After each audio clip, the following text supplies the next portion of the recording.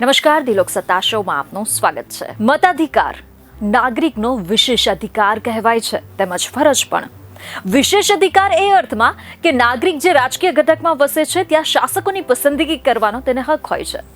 વળી દર્શક મિત્રો, પોતાના દેશની સરકાર કાર્યક્ષમતાપૂર્વક કામ કરે ને તે માટે યોગ્ય પ્રતિનિધિઓ ચૂંટવા એ નાગરિકની ફરજ પણ છે. એવામાં આજે આપણે ભારતના એક એવા ગામની વાત કરીશું કે જ્યાં લોકો પાસે હજુ મતાધિકાર નથી તેમ કહેવાય છે. અત્યાર સુધી અહીં લોકોએ ક્યારેય નથી કર્યું મતદાન. એટલું જ નહીં, આ ગામના લોકોને એ પણ ખબર નથી કે મત કેવી રીતે આપવો તેવું ખબર મુજબ જાણવા મળી રહ્યું છે. આપને પણ સવાલ થતો હશે કે ભારતમાં ક્યાં આવેલું છે આવું ગામ. વાત કરીએ આ ગામ અંગે ડિટેલમાં. રિપોર્ટ મુજબ આ વાત છે આંધ્રપ્રદેશના કાકીનાડા જિલ્લાના પ્રતિપાડુ મત વિસ્તારના ગિરિજાનાપુરમ ગામના આદિવાસીઓની. અહેવાલો પર નજર કરીએ તો એવું જાણવા મળી રહ્યું છે કે ગોકવરમ પંચાયતના આ ગામમાં અંદાજિત 50 લોકો રહે છે. ખબર અનુસાર અહીં અધિકારીઓનું કહેવું છે કે તેમાંથી 19 લોકોને હાલમાં પહેલીવાર મત આપવાનો અધિકાર મળ્યો છે. મીડિયા રિપોર્ટ પર નજર કરીએ તો કોન્ડાડોરા જનજાતિમાં સામેલ આ બધા લોકોનું કહેવું છે કે તેમણે અત્યાર સુધી મતદાન કર્યું નથી. એટલું જ નહીં, તેમાંના મોટાભાગના લોકો પાસે કોઈ ઓળખપત્ર પણ નથી. ઘણા લોકો પાસે આધાર કાર્ડ પણ નથી તેવા પણ રિપોર્ટ સામે આવી રહ્યા છે. વાત કરીએ તો દર્શક મિત્રો, પૂર્વીય ઘાટમાં રહેતા આ જનજાતિના મોટાભાગના લોકો આજે પણ અનેક સરકારી કલ્યાણ યોજનાઓથી વંચિત છે. મીડિયા સાથેની ખાસ વાતચીત દરમિયાન એ પણ વાત ધ્યાને આવી છે રિપોર્ટમાં કે રાષ્ટ્રીય ગ્રામીણ ગેરંટી યોજના અને વન અધિકાર અધિનિયમ પણ અહીં લાગુ નથી. ગિરજાનાપુરમ ગામ કલકત્તા ચેન્નાઈ રાષ્ટ્રીય ધોરીમાર્ગથી અંદાજિત 20 કિલોમીટર દૂર એક પહાડ પર આવેલું છે. ખબર પર નજર કરીએ તો ગિરજાનાપુરમમાં કુલ 13 પરિવારો રહે છે તેવું જાણવા મળી રહ્યું છે. મીડિયા રિપોર્ટ મુજબ તેમનું કહેવું છે કે તેઓ અંદાજિત 3 પેઢીથી અહીં રહે છે. આ લોકો પહાડોમાંના ઝાડ કાપીને લાકડા વેચે છે. તેઓ કોલસા બનાવે છે અને પછી તેને નીચે લઈ જતા હોય છે અને વેચે છે. ગામના મોટાભાગના લોકો પાસે આધાર કાર્ડ સહિત કોઈ અન્ય ઓળખના દસ્તાવેજો પણ નથી તેવી પણ માહિતી અહેવાલો મુજબ જાણવા મળી રહી છે. તો કેટલાક લોકો પાસે આધાર કાર્ડ અને રોજગારી ગેરંટી જોબ કાર્ડ છે તેવી પણ માહિતી ખબર મુજબ સામે આવી રહી છે. મીડિયા રિપોર્ટ મુજબ તેમનું એમ કહેવું છે કે આ ઓળખપત્રથી તેમને સરકાર તરફથી કોઈ યોજનાનો લાભ નથી મળતો. ગામના 3 લોકોને પેન્શન અને કેટલુંક રાશન ચોખા સિવાય અન્ય કોઈ કલ્યાણકારી યોજનાનો લાભ પણ નથી મળતો તેમ અહેવાલ મુજબ જાણવા મળી રહ્યું છે. અહેવાલો પર નજર કરીએ તો એવી જાણકારી સામે આવી છે દર્શક મિત્રો કે ગિરજાનાપુરમમાં કોઈ શિક્ષિત લોકો નથી.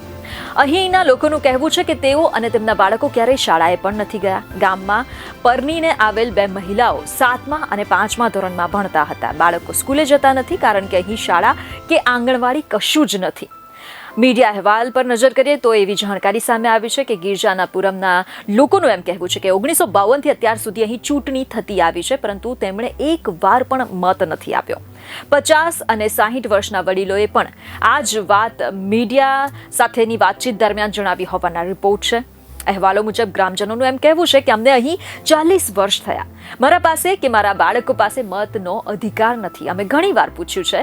જ્યારે અમે મત આપવા જઈએ છીએ ત્યારે તેઓ કહે છે કે અમારી પાસે મતાધિકાર નથી. 2 મહિના પહેલા એ લોકો મતાધિકાર માટે આવ્યા હતા.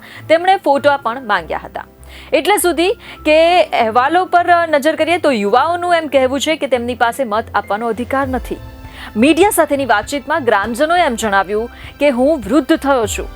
મેં ક્યારેય મત નથી આપ્યો. મારી મા અને પિતાએ પણ મત નથી આપ્યા. અમારા લોકોને એ પણ નથી ખબર કે ખરેખર મત કેવી રીતે આપી શકાય છે. ઘણીવાર તેઓ સરકાર તરફથી આવે છે અને કહે છે કે તેઓ અમને બધું જ આપશે. તેઓ કહે છે કે મતાધિકાર પણ મળશે પણ હજુ અમને મતાધિકાર મળ્યો નથી તેમ દર્શક મિત્રો આ ગ્રામજનોનું કહેવું છે તેવા અહેવાલ સામે આવ્યા છે. ખબર પર નજર કરીએ તો આ ગામમાં રહેતા પરિવારોની અટક માથે અને ઉલ્લી છે તેવી જાણકારી છે.